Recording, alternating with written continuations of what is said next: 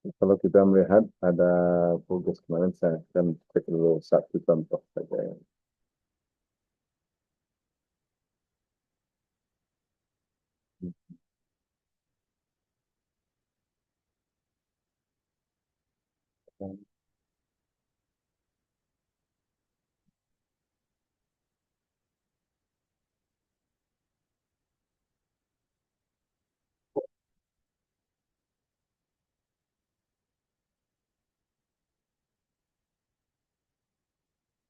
Nah, ini yang dibuat oleh eh, Bang Febrio Adli Saipsan. Ini dia buat tugasnya, dia tulis soalnya dulu, kemudian juga ada jawabannya. Saya kira ini cukup baik, cuma saja ini ada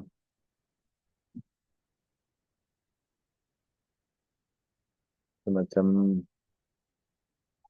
kata kunci itu disebut sini ya. Nah, key idea gitu kan, key idea, kemudian ada lagi key idea ini. Nah, mungkin Febrio ada di sini Febrio.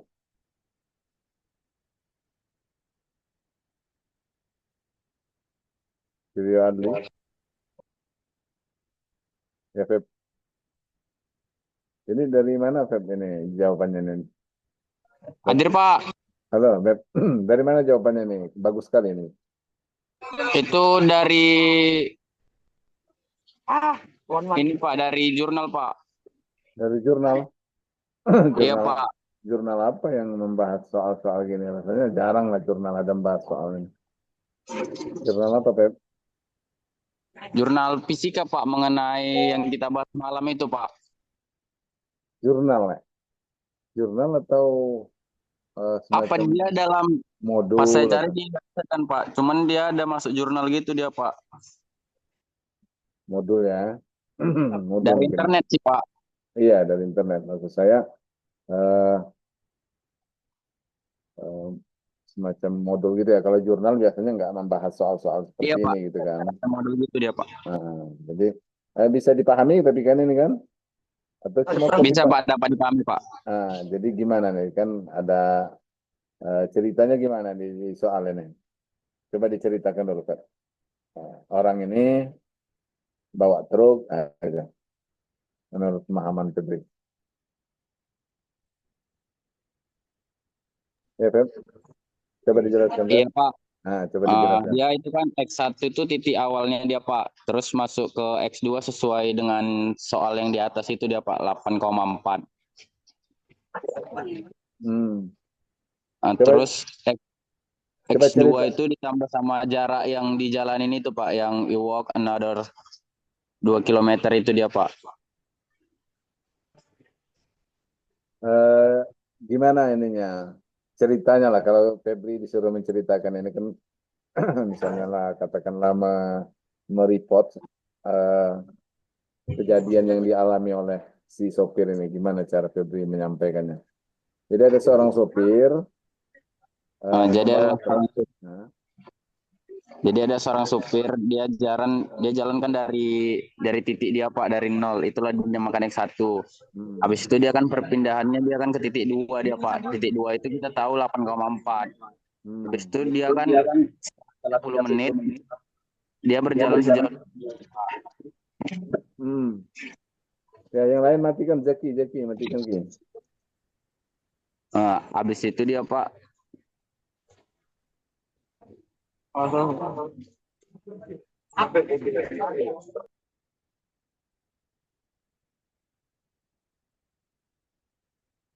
Ya halo Febri.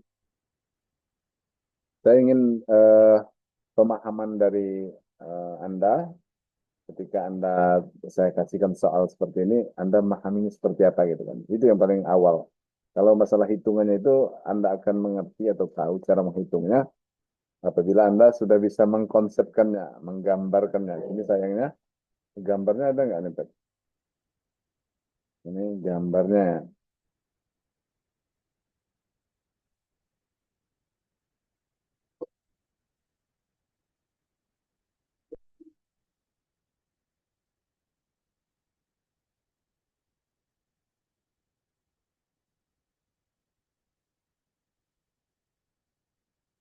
Ya,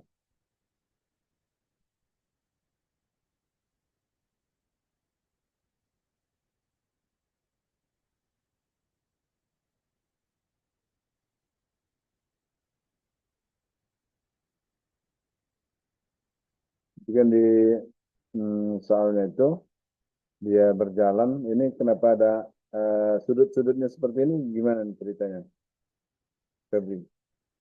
Kenapa dia ada driving sini terus membentuk sudut gitu kan?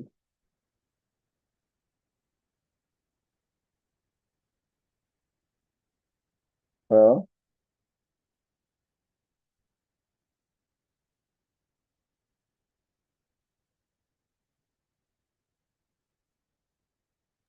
Anak royok. ya, Febri. Ya Pak, gimana Pak? Anda mendengarkan tadi? Anda mendengarkan atau lagi sibuk di mana? Mendengarkan Pak, cuman suara Bapak agak kecil tadi Pak, jadi kurang jelas Pak, maaf Pak. Ini agak besar nggak suaranya? Ya, Pep? Udah Pak, udah kedengaran Pak. Udah. Jadi kan, eh oke lah.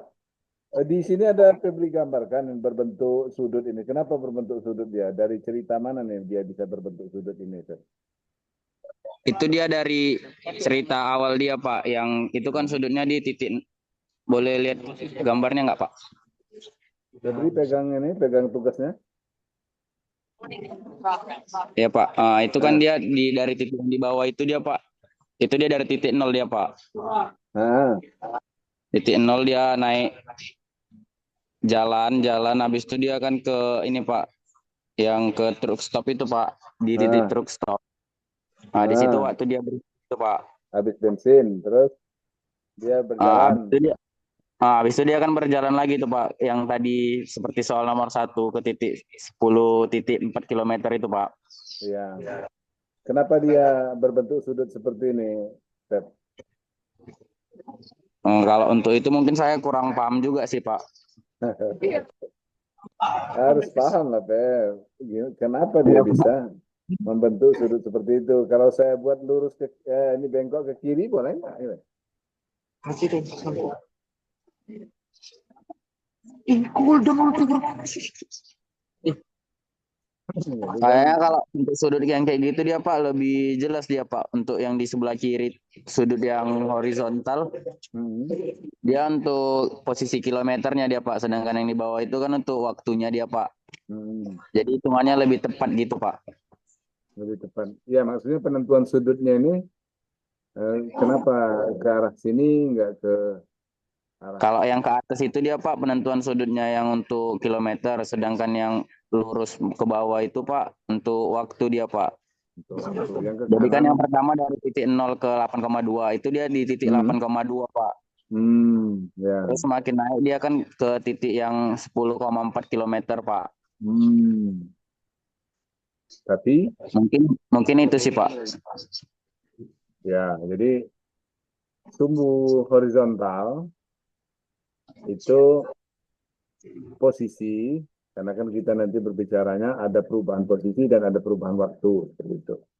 Makanya sumbu ke atas itu sumbu posisi, kemudian sumbu ke kanan itu adalah sumbu waktu. Sumbu waktu ini dia rata, sumbu posisi ini bisa berbeda. Kenapa? Karena eh, perpindahan dari truk ini dari titik nol ke titik posisi di kehabisan bensin ini itu lebih cepat dia memakan waktunya, kemudian nanti dia berpindah dengan jarak dari 8,2 tadi ya, 8,2 sampai ke 10,4 itu uh, waktunya lebih lebih panjang karena dia jalan kaki, yaitu dari 0,1 ke 0,6 berapanya, 0,6 pada di sini bilang.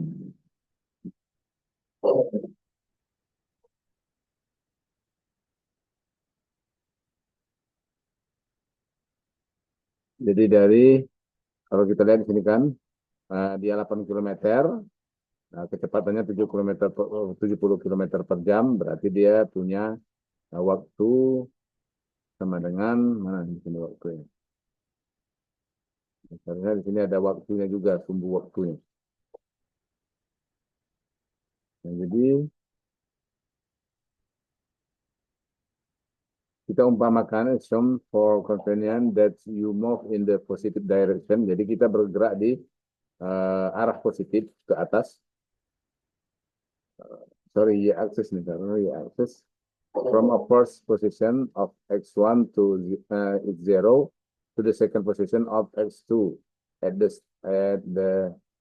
at the ini tempat dia mogok nih. Tempat dia mogok. Kemudian second position must be at x2 8,4 km tambah 20,4 km. Ini dia di tempat pengisian bensinnya. Jadi perubahan jaraknya yang diperoleh itu, perubahan jaraknya dari sekarang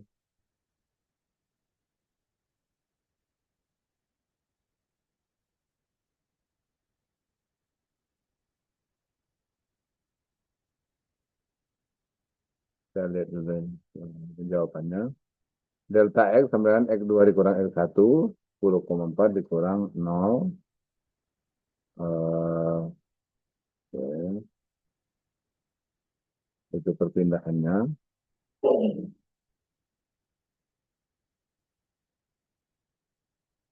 Kemudian itu perpindahan dan jarak lurusnya. Jadi kalau perpindahan yang dimaksud di sini adalah walaupun dia berbentuk, dia mengikuti jalurnya. Kalau dia berbentuk sudut seperti tadi, maka dia mengikuti sudutnya, mengikuti jalan lintasannya, bukan diluruskan. Jaraknya itu dari 8,4 km, kemudian berjalan dia sejauh 2 km, 2 km, jadi 8,4 tambah 2, 10,4. Kemudian nanti dihitung kecepatan rata-ratanya. Dan rata-ratanya itu adalah perpindahan dibagi dengan waktu keseluruhan.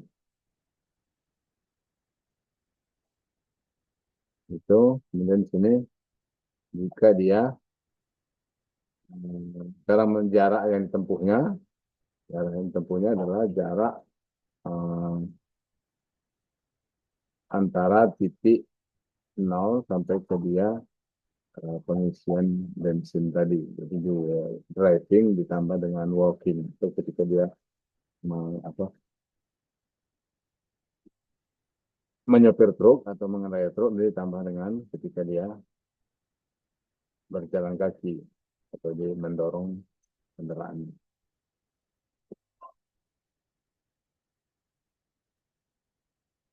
Oke.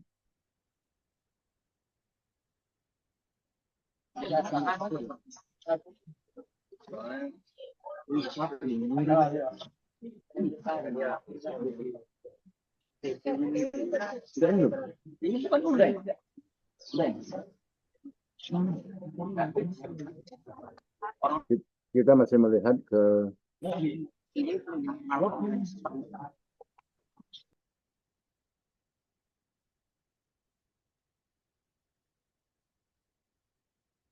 ya, kita masih melihat mengenai perpindahan ini. Uniformly accelerate motion and free fall. Artinya adalah percepatan perpindahan yang tidak rata atau tidak sama. Sorry, yang sama. Uniform itu yang sama atau yang seragam. Jadi perpindahan yang seragam dari sebuah objek yang terjadi ketika percepatannya adalah konstan. Acceleration is constant. Sebagai contoh, sebuah bola rolling, bola yang menggelinding pada tempat yang rata atau straight and clean. atau sebuah mobil yang meningkatkan lajunya atau mempercepat lajunya pada kecepatan konstan. Misalnya dia tetap di 40 km per jam atau 80 km per jam secara terus. Kemudian misalnya sebuah bola yang jatuh dari sebuah bangunan, kecepatannya akan konstan. Percepatan gerak yang pertama adalah kecepatan rata-rata yaitu Vf sama Vi per 2. Di mana Vf itu final velocity, kemudian Vi adalah initial velocity. Dibagi 2, itu rata-rata. Seperti yang di contoh soal kita tadi. Ketika dia ada kecepatan ketika mengendarai truk dan kecepatan ketika berjalan, maka dua kecepatan itu kita tambahkan lagi bagi 2. Kemudian percepatan adalah Vf dikurang Vi dibagi dengan V, yaitu kecepatan final dikurang kecepatan asal dibagi dengan waktu. Itu percepatan. Jadi perubahan setiap kecepatan dari awal sampai ke terakhirnya dibagi dengan waktunya. Kemudian kecepatan final atau Vf sama dengan Vi ditambah A kali T, atau kecepatan inisial awal ditambah dengan percepatan dikali dengan waktu.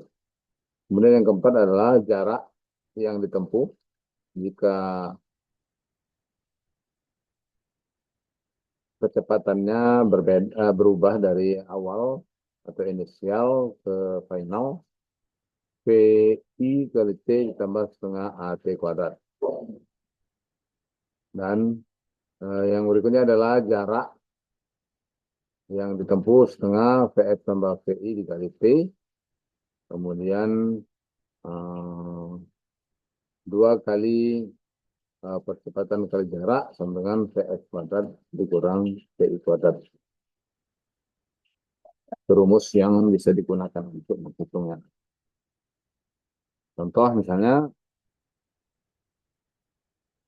kecepatan rata-rata, the average velocity of the rolling freight car is 2 meter per second. Jadi kecepatan rolling freight car ini 2 meter per detik. Berapa jarak yang ditempuhnya untuk bergerak sejarak 15 meter.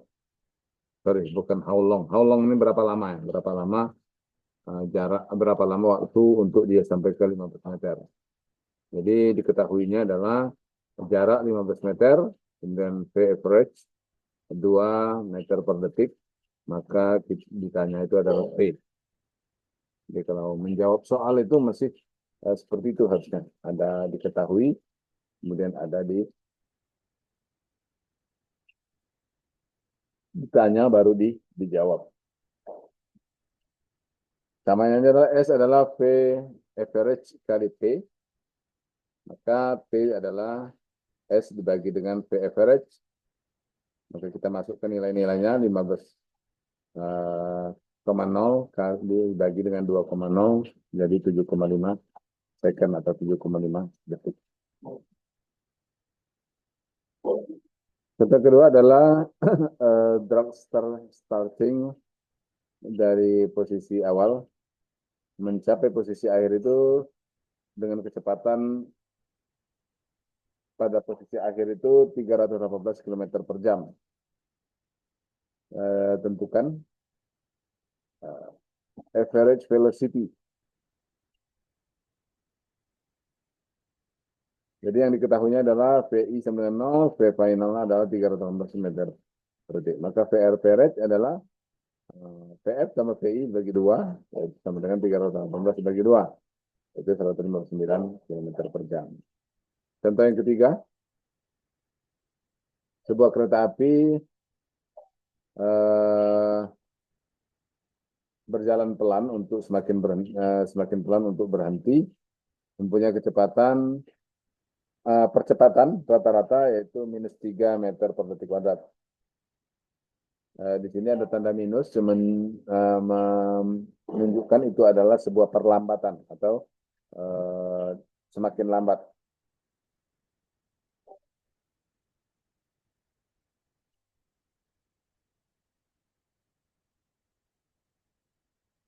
Jika kecepatan awal ada 30 meter per detik, berapa jarak yang ditempuhnya selama 4 detik?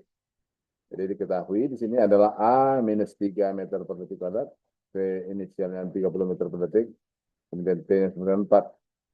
Setelah berapa jarak dia ditempuhnya dalam 4 detik.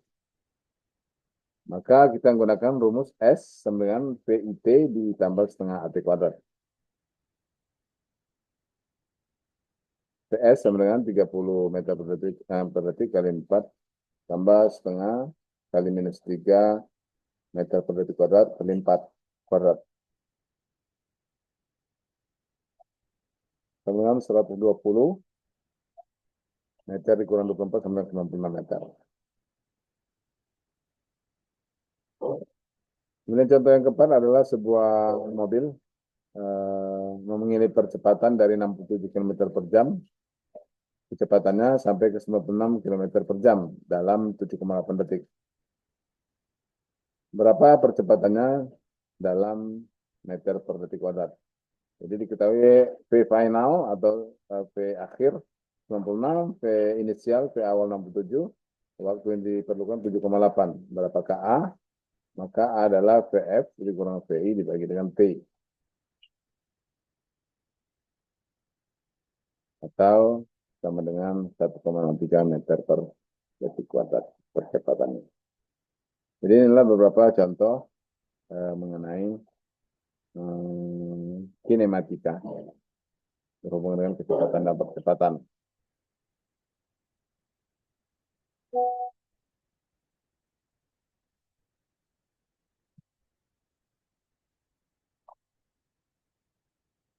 Kemudian percepatan dari sebuah benda yang jatuh bebas, jadi dari ketinggian jatuh, atau disebut dengan percepatan gravitasi. Percepatan gravitasi yang disimbolkan dengan huruf G. Percepatan gravitasi atau A atau sama dengan G itu adalah 9,8 meter per detik kuadrat.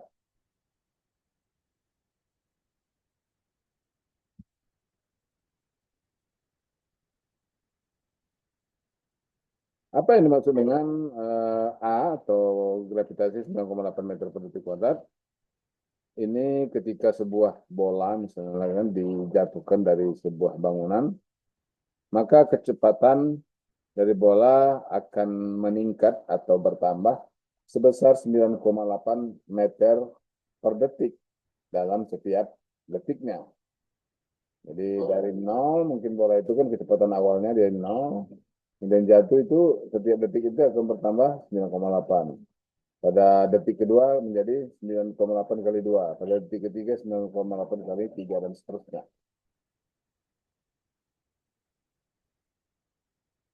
Jadi percepatan dari gerak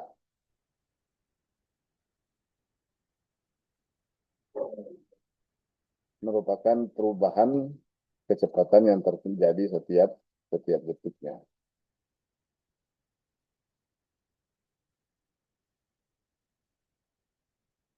Kemudian juga di sini ada kalau gerak gravitasi sebuah benda yang jatuh itu ada namanya air resistance atau hambatan dari udara.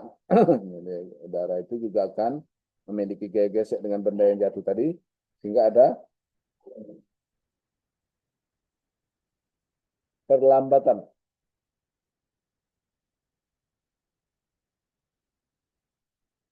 Sehingga sebenarnya dalam desain-desain itu harus menghindari perlambatan ini atau yang disebut dengan aerodinamis.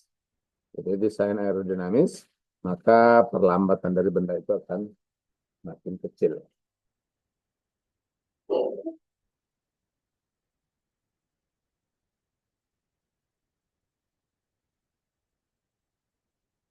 Kemudian eh, contoh aktivitas yang bisa diterapkan dalam kehidupan sehari-hari, misalnya menghitung tinggi. Menghitung tinggi, jatuhkan sebuah bola dari jendela, eh, paling tidak memiliki dua ketinggian, yaitu dari satu tempat yang lebih tinggi maksudnya. Kemudian waktu berapa lama bola tersebut akan sampai ke tanah. Maka kita bisa menggunakan formula percepatan tadi untuk menghitungnya.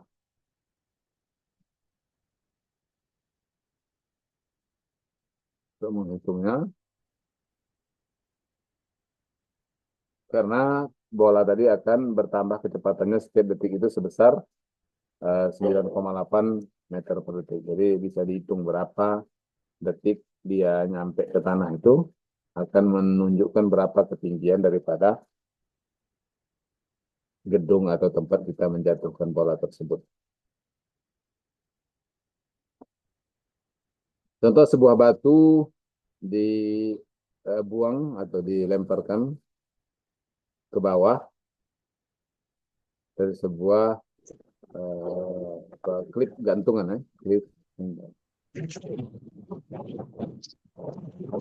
dengan kecepatan awalnya itu 10 feet per second, kemudian Iya. kecepatan Kan baju hero tuh. dan, ke, dan, ke, dan kecepatan akhirnya adalah 310 feet per second. Maka percepatan yang terjadi dengan gravitasi adalah 32,2 feet per second kuadrat. Maka dia ditanya berapa lama berapa lama batu itu berada terbang di udara, atau dia baru sampai ke tanah itu setelah berapa lama. Tetap kita menggunakan rumus dengan diketahui VI 10 feet per second, kemudian acceleration 32,2 feet per second kuadrat, atau ini G ya. Nah, itu berarti G juga. Kemudian VF sama 310 feet per second. Maka dicari T-nya atau waktu bola tersebut berada di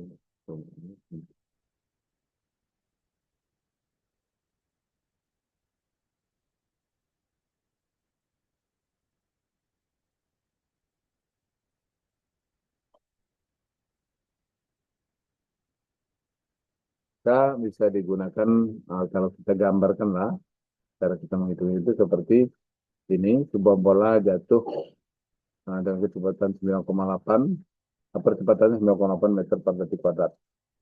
Nah, kecepatan awalnya 0, kemudian kecepatan akhirnya adalah sebesar yang ditunjukkan pada ini tadi, 310 feet per second. Maka kalau kita lihat T0, T1, T2, T3, T4, dan seterusnya, T4 ya sampai 4 detik, kita bisa tahu berapa kecepatan daripada benda tersebut, kemudian berapa jarak yang ditempuhnya pada setiap selang waktu. Jadi ketika T sama 1 berarti setengah kali 9,8 kali 1 second kuadrat sama dengan 4,9 meter. Kecepatannya ketika itu adalah 9,8, kemudian itu berarti finalnya adalah 9,8 pada detik ke-1. Pada detik kedua, 9,8 ke 2, 9,6, 9,4, dan 39,2. Jadi kalau dalam 4 detik, dia sudah, kecepatannya itu sudah 39,2 meter per detik.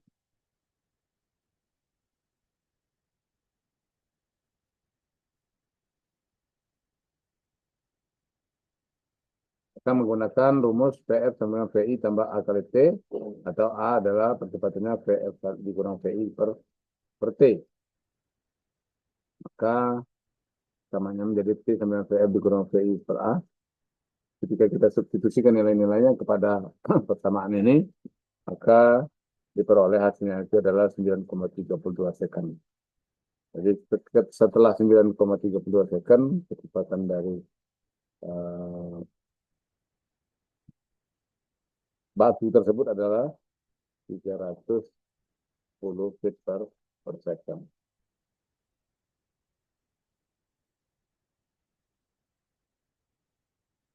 Ini contoh yang lain lagi, ini banyak contohnya.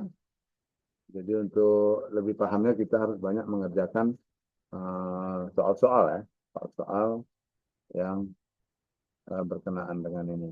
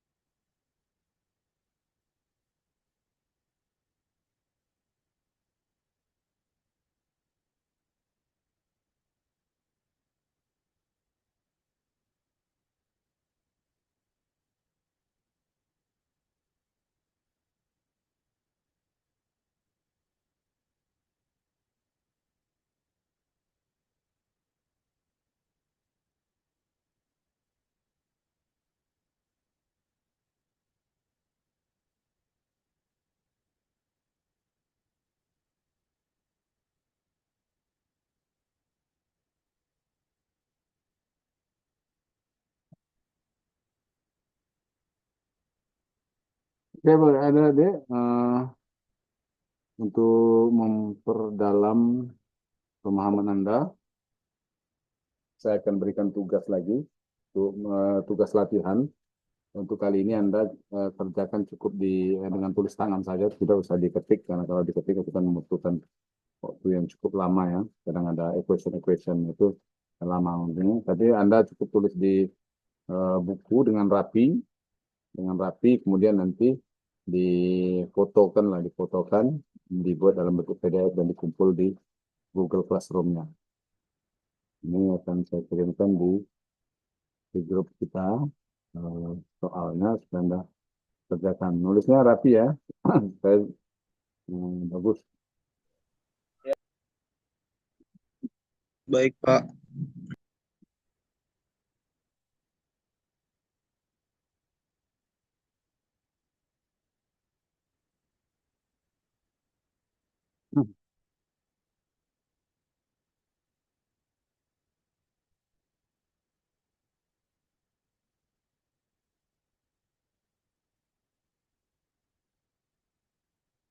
Sudah saya kirim, jadi Anda tulis di kertas, tulisnya rapi, baru difoto dan di PDF-kan, di upload nanti di Google Classroom.